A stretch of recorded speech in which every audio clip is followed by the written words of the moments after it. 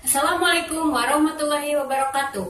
Perkenalkan, nama saya Arti Wani Solihat dari jurusan Pendidikan Bahasa Indonesia Universitas Siliwangi yang tengah melaksanakan PLP di SMA N3 Tasikmalaya.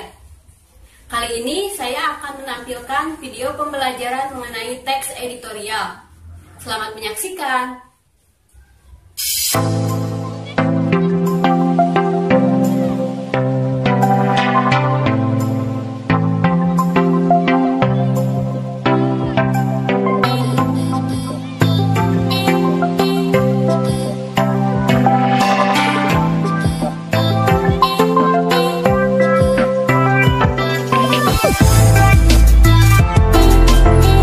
Assalamualaikum warahmatullahi wabarakatuh. Selamat siang anak-anak.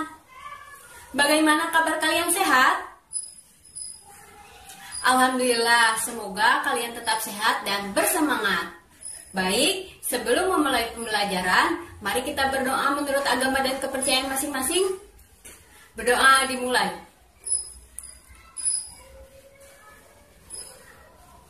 Selesai. Seperti biasa ya anak-anak, silakan kalian mengisi daftar hadir yang telah Ibu sertakan, linknya di kolom deskripsi di bawah ini. Bagaimana anak-anak? Apakah kalian masih ingat pembelajaran minggu lalu? Ya, tepat sekali. Minggu lalu kita telah belajar mengenai struktur dan kebahasaan teks sejarah. Nah, untuk pembelajaran minggu kali ini, kita akan membahas mengenai teks editorial, yaitu kompetensi dasar 3.6, menganalisis struktur dan kebahasaan teks editorial, serta kompetensi dasar 4.6, yaitu merancang teks editorial dengan memerhatikan struktur dan kebahasaan teks editorial. Nah, tujuan pembelajarannya diharapkan kalian mampu menganalisis struktur teks editorial meliputi pengenalan isu, kemudian pendapat atau argumen, dan penegasan dengan tepat. Nah, tujuan pembelajarannya diharapkan kalian mampu menganalisis kebahasaan dalam teks editorial, meliputi penggunaan kalimat retoris, kemudian penggunaan kata-kata populer, kemudian penggunaan kata ganti yang merujuk pada waktu, dan penggunaan konjungsi kausalitas dengan tepat. Nah, kemudian setelah kalian mengetahui materi mengenai struktur dan kebahasaan teks editorial, diharapkan kalian juga mampu merancang teks editorial dengan memerhatikan struktur dan kebahasaannya. Dalam struktur teks editorial meliputi pengenalan isu, kemudian pendapat atau argumen, dan penegasan.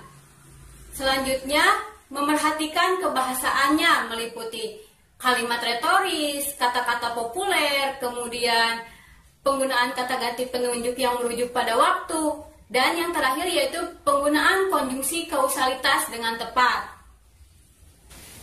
Nah, untuk membentuk pemahaman awal kalian, silakan kalian simak video berikut ini.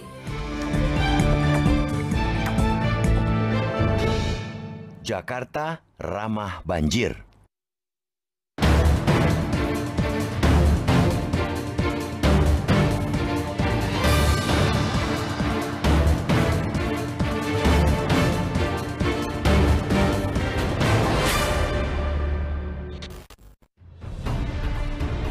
Permasalahan banjir di ibu kota sudah menyentuh kedaruratan.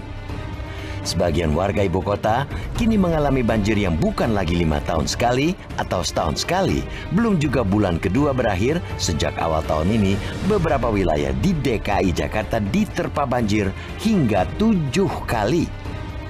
Setiap hujan deras mengguyur semalaman, sudah hampir dipastikan bakal ada wilayah yang kebanjiran. Saking seringnya, barangkali warga sudah terbiasa untuk terjaga sepanjang durasi hujan. Dengan begitu, mereka sudah tidak kaget lagi saat air tiba-tiba masuk ke rumah hingga setinggi tempat tidur. Tidak kaget lagi bukan berarti tidak terganggu.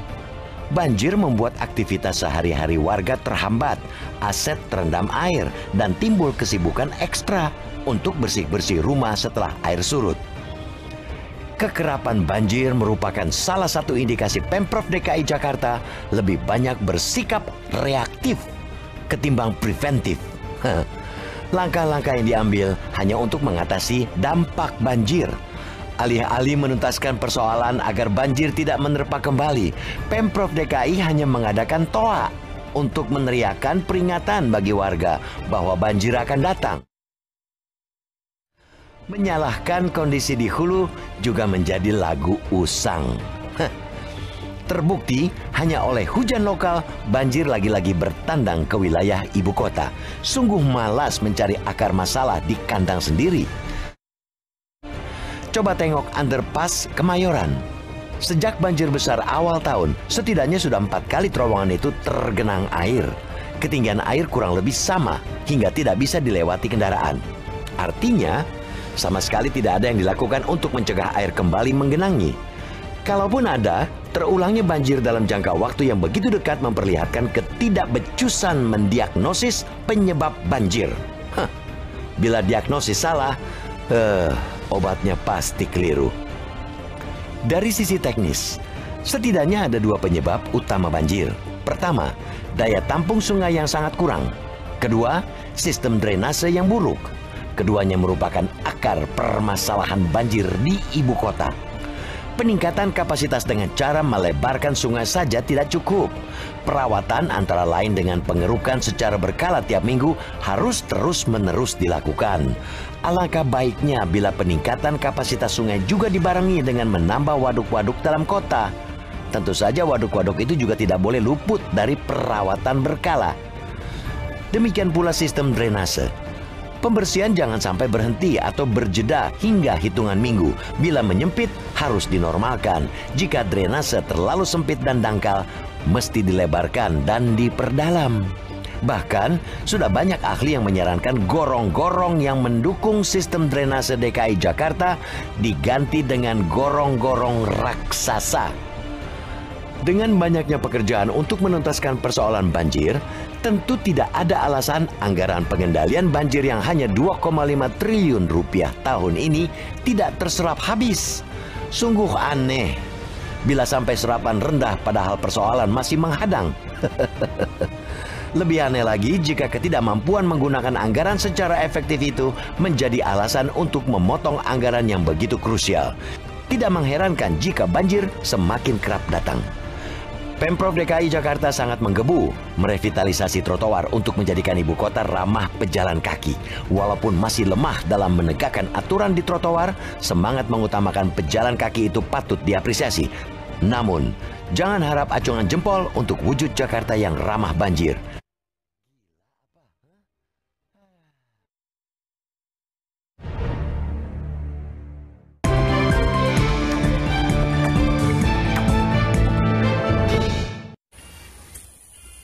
Nah, setelah kalian menyimak video tersebut, apa yang kalian ketahui?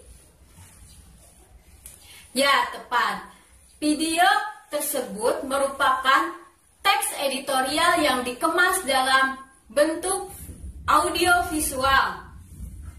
Nah, dapat kalian ketahui juga bahwa dalam video tersebut, seorang redaktur dapat mengemukakan pendapatnya dengan baik. Nah, dalam pengungkapan pendapat ataupun penyampaian isu yang sedang dibahas, redaktur tersebut menggunakan bahasa yang baik dan benar sesuai dengan kaidah kebahasaan teks editorial. Nah, untuk memahami lebih lanjut, silakan kalian membentuk kelompok 3-4 orang secara heterogen. Kemudian kalian membuat grup secara daring, yaitu dalam grup WhatsApp ya anak-anak. Nah, setelah kalian selesai membentuk kelompok, kemudian silakan kalian mengunduh teks editorial yang telah Ibu lampirkan di kolom deskripsi di bawah ini. Silakan kalian unduh teks tersebut, kemudian kalian membacanya dan mengamatinya. Nah, setelah kalian membaca dan mencermati teks editorial yang telah Ibu lampirkan tadi. Selanjutnya, silakan kalian secara berkelompok menganalisis struktur dan kebahasaan teks editorial tersebut. Ibu beri waktu 10 menit, cukup ya anak-anak? Jangan lupa setel alarm dalam gawai kalian agar pembelajaran daring ini lebih efektif. Selamat berdiskusi!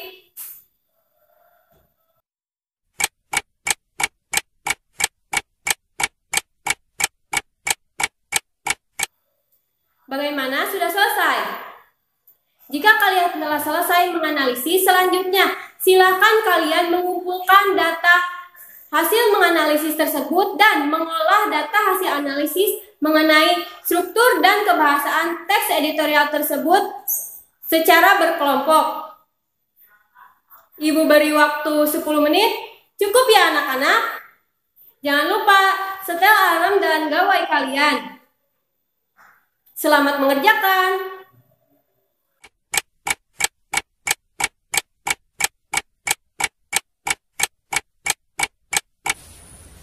Bagaimana anak-anak? Sudah selesai? Jika kalian sudah selesai, selanjutnya silakan kalian merancang teks editorial tersebut sesuai dengan struktur dan kebahasaan teks editorial. Ibu beri waktu 10 menit, cukup ya anak-anak? Jangan lupa setel alarm dalam gawai kalian ya. Selamat mengerjakan!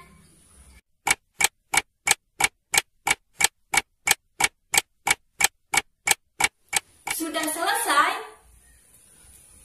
Jika kalian telah menganalisis, kemudian mengumpulkan dan mengolah data hasil analisis yang telah kalian lakukan, selanjutnya merancang teks editorial tersebut, silakan selanjutnya kalian jika ingin bertanya dan mengonfirmasi hasil analisis yang telah kalian lakukan, silakan kalian bertanya di kolom komentar di bawah ini. Ibu beri waktu 5 menit ya.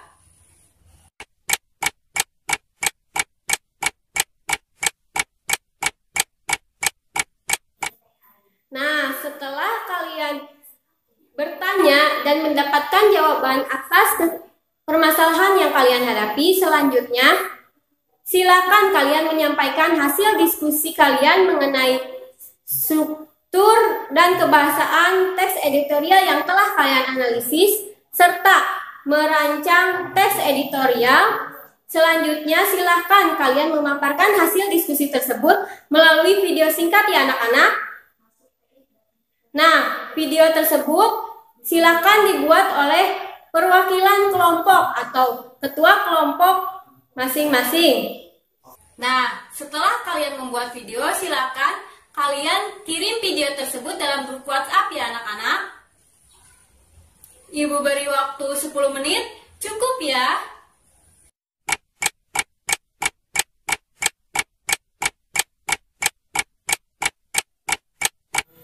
Ya, setelah Ibu menyimak video pemaparan dari perwakilan kelompok mengenai menganalisis struktur dan kebahasaan teks editorial serta merancang teks editorial secara keseluruhan, kalian sudah mampu menganalisis struktur maupun kebahasaan teks editorial serta merancang teks editorial tersebut dengan baik. Ibu beri apresiasi. Nah, Ibu akan menjelaskan mengenai struktur dan kebahasaan teks editorial. Terdapat 3 bagian struktur teks editorial. Yang pertama yaitu pengenalan isu. Pengenalan isu ini adalah bagian pendahuluan teks editorial yang fungsinya mengenalkan isu atau permasalahan yang akan dibahas. Di bagian berikutnya, pada bagian pengenalan isu disajikan persoalan yang aktual, fenomenal, dan kontroversial. Selanjutnya, penyampaian pendapat atau argumen. Nah, bagian ini merupakan bagian pembahasan yang berisi tanggapan redaksi terhadap isu yang sudah diperkenalkan sebelumnya. Selanjutnya, yang terakhir yaitu penegasan.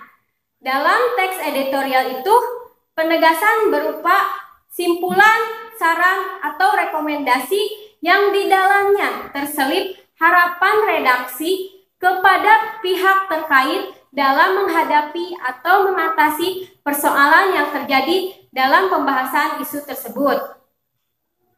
Mari kita simak penjelasan dari Ibu mengenai kebahasaan teks editorial serta langkah-langkah dalam menulis teks editorial. Dalam teks editorial terdapat 4 kebahasaan yang sering digunakan. Yang pertama yaitu penggunaan kalimat retoris. Kalimat retoris ini merupakan kalimat pertanyaan yang tidak ditujukan untuk mendapatkan jawabannya.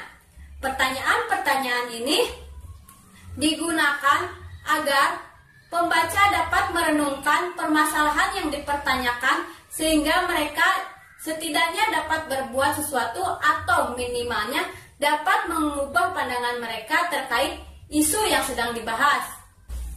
Nah, yang kedua yaitu penggunaan kata-kata populer. Maksudnya yaitu kata-kata yang sering digunakan oleh masyarakat. Kata-kata tersebut yaitu kata-kata yang dapat dicerna oleh masyarakat atau oleh halayak umum.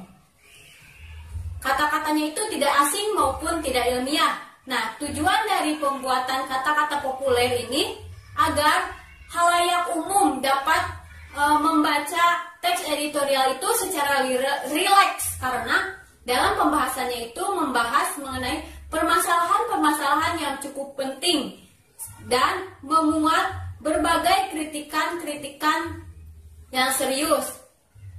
Maka dari itu, kata-kata populer itu untuk lebih meringankan pemahaman masyarakat umum. Contohnya itu seperti kata terkaget-kaget, pencitraan, itu kan sudah umum gitu, tidak menimbulkan pemahaman yang berbeda oleh masyarakat.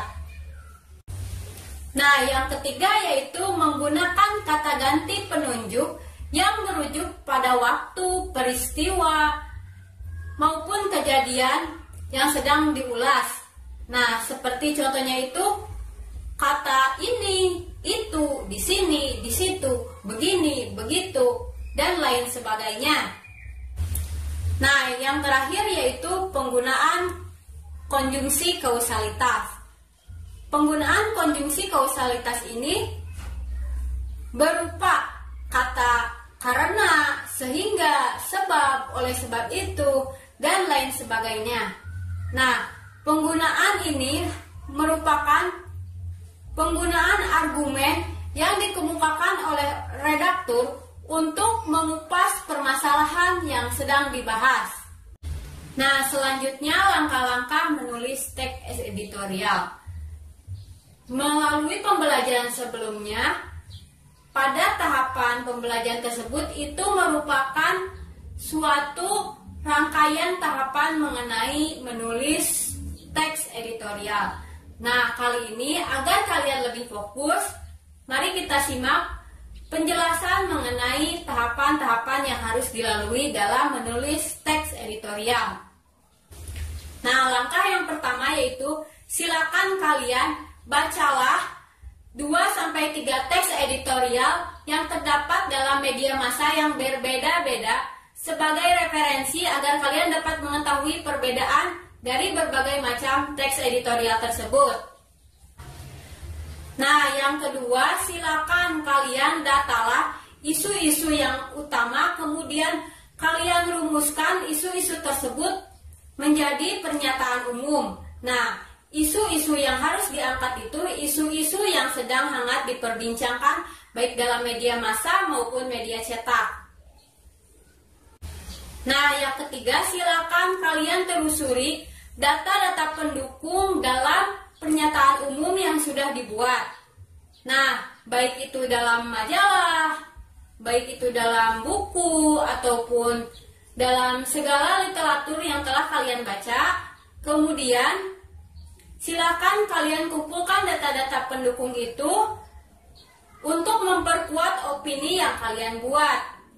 Dan lebih baik lagi jika kalian menyertakan data pendukung dari teori-teori yang relevan dengan isu yang sedang dibahas.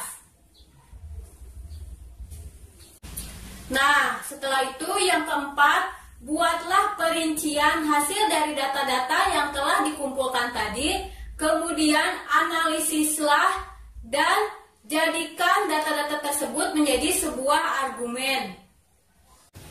Nah, yang kelima, argumen yang telah kalian buat tersebut kemudian ditafsirkan menjadi suatu pendapat, baik itu kritikan, penilaian, maupun harapan yang disampaikan kepada pihak-pihak terkait dalam pembahasan isu yang sedang dibahas.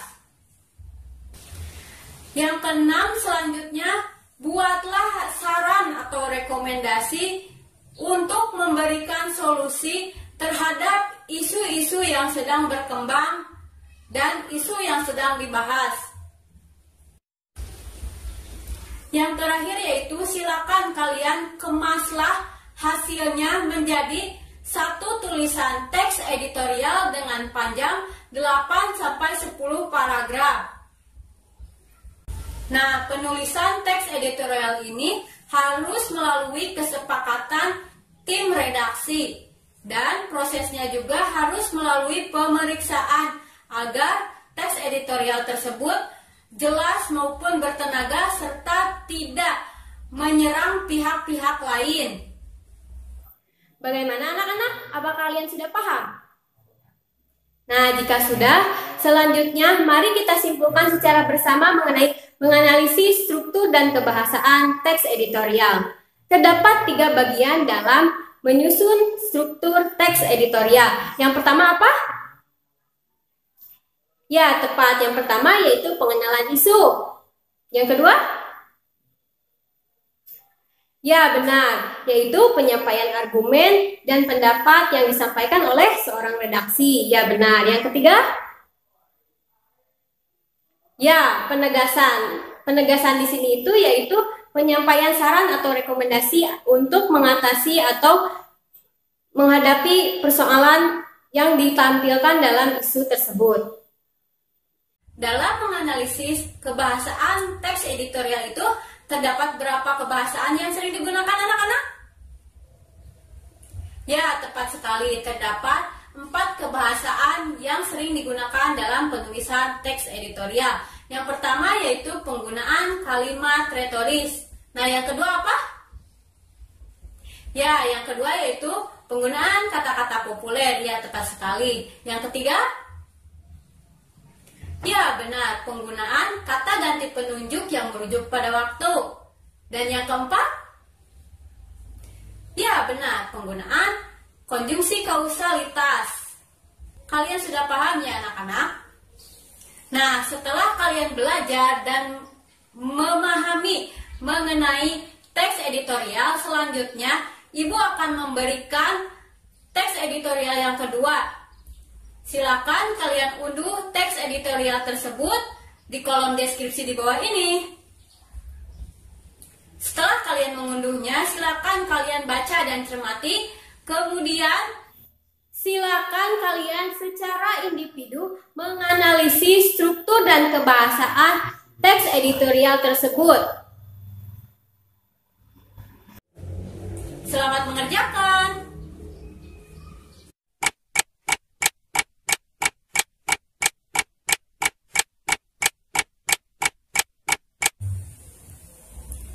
Sudah selesai? Nah, jika kalian sudah selesai mengerjakan mengenai menganalisis kebahasaan teks editorial yang telah kalian lakukan secara individu, kemudian silakan kalian kirimkan hasil pengerjaan kalian itu melalui grup WhatsApp ya anak-anak.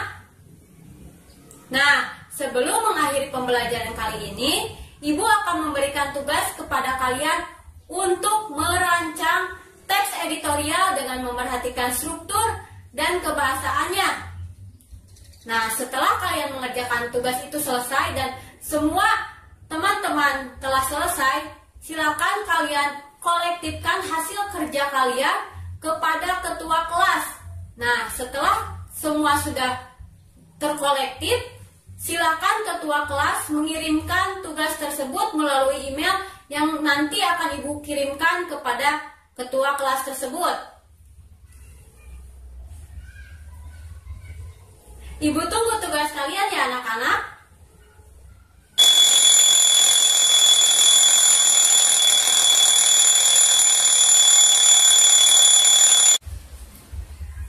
Alhamdulillahirrabbilalamin, pembelajaran kali ini telah selesai. Mudah-mudahan setelah kalian memahami mengenai teks editorial ini, ilmu yang telah kita pelajari kali ini dapat bermanfaat di kemudian hari. Dan bagi kalian yang mempunyai minat atau cita-cita menjadi seorang tim redaksi, mudah-mudahan ilmu ini dapat setidaknya memberi tambahan pengetahuan untuk menunjang cita-cita yang akan kalian raih nanti. Nah, alhamdulillah, sebelum mengakhiri pembelajaran, mari kita berdoa sesuai agama dan kepercayaan masing-masing. Berdoa dimulai. Amin. Sekian dan terima kasih. Wabillahi taufiq wal hidayah. Wassalamualaikum warahmatullahi wabarakatuh.